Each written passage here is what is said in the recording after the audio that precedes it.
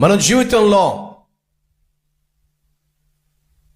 మన ఎదుట అనేక సంఘటనలు చోటు చేసుకుంటాయి.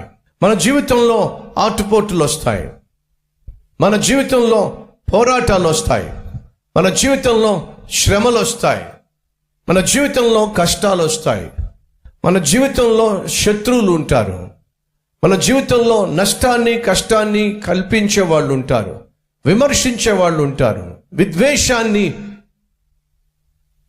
నీకు వ్యతిరేకంగా చిమ్మే వాళ్ళు ఉంటారు. అది వాళ్ళ యాక్షన్.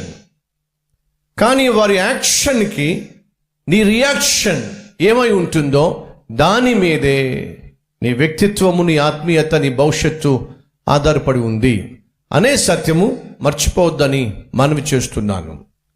ఎదురుగుండా చోటు చేసుకుంటున్న సంఘటనలు ఆయా మనుషుల యొక్క యాక్షన్స్ అవి.